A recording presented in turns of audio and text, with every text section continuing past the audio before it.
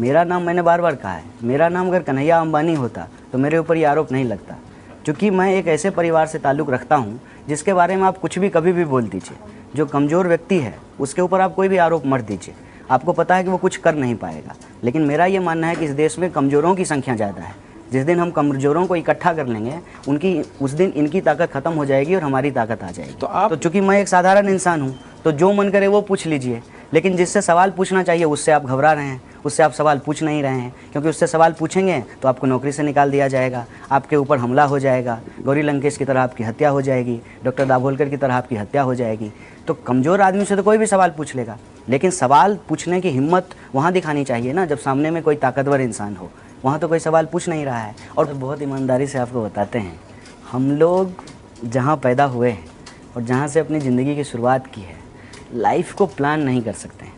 Life जो परिस्थिति पैदा करती है उससे सिर्फ जूझ सकते हैं, क्योंकि हर मोड़ पे ये लड़ाई है। मान लीजिए झोला लेके घर से निकले हैं और स्टेशन पे रिजर्वेशन कराया है, अपनी सीट पे जा कर के बैठने का सोच रहे हैं, पहले से 10 आदमी वहाँ बैठा हुआ है और आप कुछ नहीं कर सकते हैं, आप उन्हीं के साथ बैठ करके आपको आना पड़ेगा।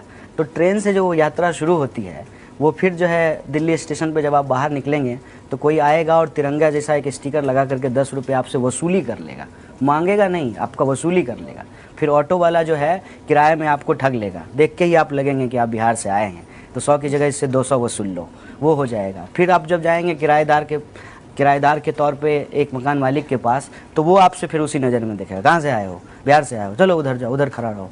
मतलब पैसा हम ही दे रहे हैं, हमारे पैसे से वो जिएगा, उसके बाल बच्चे शौक मौज हमारे पैसे से करेंगे, लेकिन एहसान ऐसे जताएंगे जैसे वो हमारे ऊपर कोई उपकार कर रहे हों। तो ये ज़िंदगी से जूझने की आदत सी हो गई है। क्या कन्हैया भी राजनीति सीख गए? नहीं, देखिए राजनीति तो क्या है सर कि जब माँ के पेट में होते हैं तभी आपके साथ शुरू हो जाती है। किसको पोलियो का टीका मिलेगा और किसको नहीं मिलेगा ये तो सरकार ही निर्धारित करती है ना। अगर सबके लिए फ्री पोलियो का टीका नहीं होता तो आज गरीब लोगों के जो मतलब गरीब लोग हैं उनकी बीबी को या उनको टीका नहीं मिलता और उनका बच्चा पोलियोग्रस्त पैदा होता। तो आपके पैदा होने से पहले राजनीति आपके साथ शुरू हो जाती है। फ़र्क यही हुआ है कि अब हम राजनीति समझने लगे हैं कि हमारे साथ कैसे राजनीति होती है। अब एक एग्जाम्पल आपको बता देते हैं, इसको समझिएगा, फिर मैं आपके वर्जन 1 और वर्जन 2 के सवाल पे आऊँगा। कि मेरे घर में 16 लोग जो है एक्सटेंडेड फैमिली में वो आर्मी की नौकरी करते हैं और हमारे ऊपर क्या आरोप है कि हम आर्मी के खिलाफ़ बोलते हैं। रियलिटी क्या है कि आर्मी के एक जवान ने, बीएसएफ के एक जवान ने कहा कि दाल में सिर्फ पानी ही पानी है और जो है नारायण की तरह जो है दाल ढूंढते हैं, ऐसे करके खोजते हैं तो दाना मिलता है। वो आज जो है नौकरी में नहीं है, उनको नौकरी से निकाल दिया गया। ये है रियलिटी। जितने भी वीरता पुरस्कार पाने वाले लोग थे उनके बच्चों के लिए एजुकेशन का स्पेशल फंड होता था जिसको घटा दिया गया है। परमवीर चक, शौर्य चक, ये सारे अवार्डी जो है उनके बच्चों के एजुकेशन का बजट कम कर दिया गया है। सेमथ पे कमीशन लागू होने के बाद आर्मी के जवान हैं उनका वेतन बढ़ा नहीं है, उनका वेतन घट गया है, क्योंकि जो इनकम स्लैब है वो इनकम स्लैब नहीं बढ़ाने की वजह से क्या हुआ है कि उनको इनकम टैक्स ज़्यादा देना पड़ रहा है, नतीजा उनको पेमेंट कट करके मिल रहा है। ये उनकी रियलिटी है। जो शहीद हैं उनकी फैमिली का कोई रिहेबिलिटेशन नहीं है।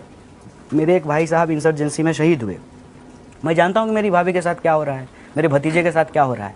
तो ये हमारी रियलिटी, हम जानते हैं कि मेरे पिताजी किसानी कर रहे हैं और इस देश में 12,000 किसान आत्महत्या कर रहे हैं और जो किसानों को बीमा देने वाली कंपनी है उसको 10,000 करोड़ का मुनाफा हो रहा है और किसान के बच्चे जो हैं वो सीमा पे शहीद हो रहे हैं और मोदी जी कह रहे हैं कि नोटबंदी करने के बाद आतंकवाद खत्म हो गया।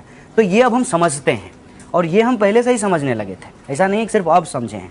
अलग अलग समय में जब समझ रहे थे तो अपनी कैपेसिटी में उसका विरोध कर रहे थे। अब इसमें जो है एक आपको अलग तरीके का माहौल इसलिए दिखेगा कि 9 फरवरी के वक्त जेएनयू को एक मीडिया अटेंशन मिला, फिर वो पूरा का पूरा एपिसोड चला। खाली वक्त था ना सर, सपोज कीजिए कि देश में उस वक्त चुनाव हो रहा होता तो आप कवर करने के लिए जाते, खाली स्लॉट था, मीडिया भी क्या करती, कुछ मसालेदार मिल गया था, अब कवर कर लिया। अब बोला कि इसमें क्या है, कुछ भी दिखा दो, क्या कर लेगा। अंबानी थोड़ी है कि हमारा जो है पैसा रोक देगा या जो है हमारे सीनियर जो है एडिटर को निकलवा देगा, ऐसा तो है नहीं। कन्हैया कुमार क्या कर लेगा, हम मतलब 10 आदमी लेकर ज़्यादा से ज़्यादा आपके ऑफिस के सामने प्रोटेस्ट कर लेंगे, आपका ऐड थोड़ी बंद कर देंगे, सरकार थोड़ी हैं हम, वो तो हम ही साफ बंद कर देंगे, ये उनके हाथ में है। ये जो मॉनिटरिंग है उसमें हम कमज़ोर लोग हैं, कुछ जवाब तो दे नहीं सकते हैं। मसाला बहुत अच्छा है, नेशनलिज्म बिक रहा है ना, देश के नाम पे लोग कजारिया टाइल खरीदेंगे, देश की मिट्टी से बना है, पता नहीं बाकी टाइल जो है किस मिट्टी से बनता है, आप देखिए ना। तो ये जो मार्केटिंग हुई है रिलीजन का, आर्मी का, नेशनलिज्म का, इसमें सरकार में जो बैठे हुए लोग हैं उनको फ़ायदा है। और इसको लेकर के अगर कोई पंचिंग बैग मिल जाए कन्हैया कुमार टाइप से जो लाल सलाम बोलता है, तो कन्हैया कुमार को जेल में भी डालेंगे, इसकी आइडियोलॉजी को क्रिमिनलाइज भी करेंगे, और पूरे देश के भीतर जो भी बोलेगा उसको एक लाइन बोल देंगे कि ये अर्बन नक्सल है। तो ये वर्जन दरअसल मेरा नहीं है सर, ये वर्जन उनका है। 2014 के चुनाव प्रचार के दौरान का वर्जन, जिसमें मोदी जी इलेक्शन कैंपेन कर रहे थे, वादे कर रहे थे, और 2014 के बाद का वर्जन, जिसमें उन्होंने कहा कि जो वादा किया वो जुमला था। वादा किया था अच्छा दिन लाने का और क्रेडिट ले रहे हैं एलईडी बल्ब लगाने का।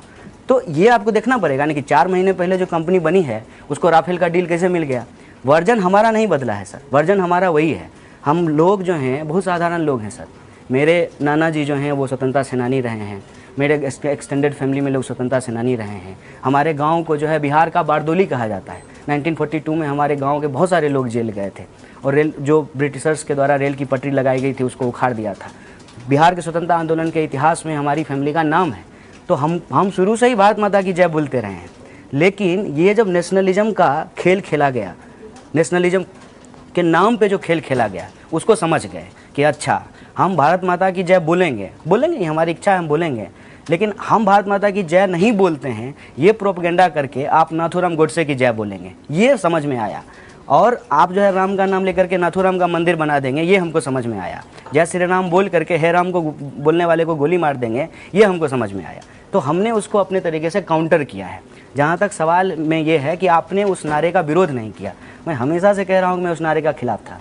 एक पर्चा बतौर प्रेसिडेंट हमने निकाला था जिसमें स्टूडेंट यूनियन की तरफ से उन नारों को क्रिटिसाइज किया था। संबित जी जो है, आप उसी प्रवक्ता का नाम ले रहे हैं, वही सबसे खाली हैं, रोज़ शाम को मिल जाते हैं। वो जो है पेपर दिखाते हैं, वो पेपर जो उनके फेवर में हो, या वो हिस्सा वो पढ़ करके सुनाते हैं जो उनके फेवर में हो। अभी जो कोर्ट से हमको एक्यूटल मिला है वो पेपर दिखाते हैं, वो पेपर दिखाते हैं कि हमने जो पर्चा निकाला था कि नहीं ये जो अगर नारेबाजी हुई है तो वो नारेबाजी जो है वो गलत हुई है, वो पेपर कभी दिखाते हैं। हमारे जैसे जो लोग हैं जो मेन लैंड से आते हैं, मेन स्ट्रीम जो पॉलिटिकल इशूज़ है उसके साथ जुड़े हुए हैं। मान लीजिए मैं कम्युनिस्ट पार्टी ऑफ इंडिया का मेंबर हूँ, तो कम्युनिस्ट पार्टी ऑफ इंडिया एक राष्ट्रीय पार्टी है ना। एक राष्ट्रीय पार्टी को आप इंटरनेशनल कह रहे हैं, तो फिर वो राष्ट्रीय पार्टी कैसे है? चुनाव आयोग ने जो है उसको राष्ट्रीय पार्टी होने का दर्जा क्यों दिया है? कुल 7 ही राष्ट्रीय पार्टी है ना इस देश में, उसमें से कम्युनिस्ट पार्टी ऑफ इंडिया है। तो ये जो प्रोपेगेंडा है, उस प्रोपेगेंडा को हम बहुत अच्छे से समझते हैं कि नारेबाजी का बहाना करके कुछ ऐसा जो है रचा जाए ताकि हमारे असली सवाल को डाइवर्ट कर दिया जाए। उस दौरान हमारे लिए ये अफजल गुरु और नारेबाजी ये इम्पोर्टेंट नहीं था। उस दौरान हम लोग आंदोलन में थे कि जो पीएचडी स्कॉलर का फेलोशिप बंद किया गया है उसको ना सिर्फ चालू किया जाए, उसको बढ़ाया जाए। साथ ही साथ रोहित वेमुला का जो इंसिडेंट हुआ था, तो justice for Rohit Vemula movement हम लोग चला रहे थे। सवाल हमारा ये था, नारेबाजी का बहाना करके उसको कहीं और डाइवर्ट करके पहुंचा दिया। लोगों के लिए ऐसा काम है, मूवमेंट छोड़ के, अगर भाषणबाजी छोड़ के क्या करना चाहिए? देखिए, एक तो आपको बता देते हैं, आज के समय में बोलना ही क्रांतिकारिता है, और आप पत्रकार हैं तो आप ये बात बहुत अच्छे से समझ रहे होंगे। एडिट करवाते हो एडिटर साहब, अगर नहीं करवाते हैं तो बहुत अच्छा एडिटर हैं आपके। आप लिखना कुछ और चाहते हैं लेकिन आपको लिखने नहीं दिया जाएगा, ये आप भी महसूस कर रहे हैं। आज बोलना इतना आसान काम नहीं है। और मैं आपको बता दूं कि डीएम लेवल के लोग बोल रहे हैं, अपना फेसबुक पोस्ट डिलीट कर रहे हैं। हुआ है कि नहीं? अभी बहुत सारे जो अधिकारी हैं, जिलाधिकारी हैं, उन्होंने सरकार के बारे में कुछ लिख दिया, उनको पोस्ट डिलीट कराया और उनको सस्पेंड कर दिया। अभी भी संजीव भट्ट जो है वो सस्पेंड होकर के बैठे हुए हैं। तो उतने ताकतवर लोगों के लिए बोलना आसान नहीं है। पुण्य प्रसून वाजपेयी के लिए बोलना आसान नहीं है, हैं? तो हमारे लिए बोलना आसान है। मैं आपके टीवी चैनल में बैठ करके बोल रहा हूँ, मन होगा तो एडिट कर दीजिएगा, लेकिन हम बोल रहे हैं। बोलना इतना आसान बात नहीं है। बोलना भी आज के समय में एक क्रांतिकारी काम हो गया है। बोलने के लिए आप बताइए, आपके महाराष्ट्र के 2 महान लोगों की जो है हत्या कर दी गई। क्या कर लिए थे पानसारे साहब, क्या कर लिए थे दाभोलकर साहब? बोली तो रहे थे। नहीं, वो खाली बोलते नहीं थे, उनका काम भी था ना ग्राउंड लेवल पे। तो कन्हैया का काम क्या है? हमारा काम देखने के लिए आपको बिहार नहीं, हम सुनना चाहते हैं आपसे। हमें हमारा काम ये है कि जब भी जो जिम्मेवारी मिली है, अगर हम स्टूडेंट हैं तो हम ईमानदारी से पढ़ाई करेंगे, और जब हम स्टूडेंट रिप्रेजेंटेटिव हैं तो स्टूडेंट के सवाल को लेकर के ईमानदारी से लागू करेंगे। बतौर प्रेसिडेंट जब हमको स्टूडेंट ने जिम्मेवारी दी तो हमने अलग अलग चीज़ों को लागू कराया, और उसके साथ साथ जो भी सवाल स्टूडेंट के आते थे, जब हम प्रेसिडेंट हुआ करते थे, तो जैसे मैं कहता हूँ कि उस दिन मैं वहाँ मौजूद नहीं था। मैं इसलिए मौजूद नहीं था कि रात को 3 बजे तक स्टूडेंट के फ़ोन आते हैं। किसी का झगड़ा हो गया है, किसी की डिग्री नहीं निकल रही है, किसी को हॉस्टल में पानी नहीं आ रहा है, ये सारा चीज़ करना होता है। और आज भी जब हम बिहार चले गए हैं तो अपने लेवल पे हम एफर्ट कर रहे हैं कि हमारे जो टीम के लड़के हैं वो हर संडे को संविधान यात्रा निकालते हैं बिना नारेबाजी का, और किसी भी पंचायत में जाते हैं, वहाँ के लोगों से बात करते हैं कि आपके प्राथमिक अस्पताल में दवाई मिलती है कि नहीं मिलती है, डॉक्टर आते हैं कि नहीं आते हैं, आपके स्कूल में टीचर आते हैं कि नहीं आते हैं। और जब निगेटिव रिपोर्ट आती है तो उसको लेकर के एप्लीकेशन लिखते हैं, बीडीओ को देते हैं, जिलाधिकारी से जा कर के मिलते हैं। इस बार भी जो है हम अपने ज़िले के जो है पदाधिकारियों से मिल करके आए हैं। लेकिन ये बात जो है प्रोपेगेंडा करने की ज़रूरत नहीं है। जब हम ग्राउंड पे काम कर रहे हैं तो वो चेंज दिखाई देगा। जैसे अंधश्रद्धा निर्मूलन समिति को लेकर के डॉक्टर दाभोलकर ने काम किया और आज उसकी शाखा जो है महाराष्ट्र के गांव-गांव में फैली है, तो वो काम बोलता है, हमको बोलने की ज़रूरत नहीं। कि जब आप जेल में थे तो पुलिस का बर्ताव कैसे था? फिल्मों में कुछ अलग दिखाया जाता है, आपका अनुभव क्या है? नहीं, मेरा अनुभव ये है कि पुलिस के साथ कभी भी हम लोगों को नहीं उलझना चाहिए। पुलिस बिल्कुल हमारे बीच के लोग होते हैं, हमारी आपकी सारी समस्याओं से वो जूझ रहे होते हैं। उनको जब ये लग जाता है ना कि हमारे ही सवाल को लेकर के बोलने वाले लोग हैं, तो बिल्कुल आपको फैमिली जैसा ट्रीट करते हैं। पुलिस का बर्ताव मेरे साथ बहुत ही अच्छा था। पुलिस ने कभी भी हमारे साथ कोई बुरा बर्ताव नहीं किया।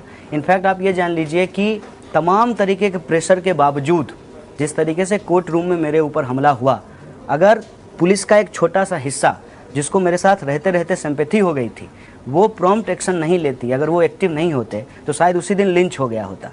तो मैं समझता हूँ कि पुलिस को लेकर के जो हमारा नज़रिया होता है, वो नज़रिया हमेशा अदराइजेशन का होता है, वो नहीं रखना चाहिए। वो हमारे ही बीच के लोग हैं, उनको भी अलग अलग तरह की परेशानी झेलनी पड़ती है। इसीलिए मैं कभी भी पुलिस के ऊपर कोई एलिगेशन नहीं लगाता। दिन भर क्या करते थे जब आप जेल में थे? तो दिन भर क्या होता था? देखिए, जेल इस मामले में मुझे बड़ा शांति और सुकून का जगह लगता था, क्योंकि बतौर स्टूडेंट रिप्रेजेंटेटिव आप दिन भर भाग रहे होते हैं, इधर जाना है, उधर जाना है, ये प्रोटेस्ट करना है, उधर न्यूज़ भेजना है, इनका काम नहीं हुआ, उनका काम नहीं हुआ। जेल चले गए तो बहुत शांत जगह थी, आराम से जो है पढ़िए, समय पे खाना खाइए। निकल रहे हो बाहर, ऐसा आया मन में? अरे रहने दो थोड़ा और 4 दिन। मुझे तो ये पता ही नहीं था ना कि कब तक रहेंगे। मुझे तो लगा कि अब आए हैं तो आराम से रहेंगे। जेलर से बात भी कर ली कि जो है मुझे लैपटॉप वगैरह अलाउ कर दीजिए, यहीं बैठ करके पीएचडी लिख करके ही बाहर जाएं।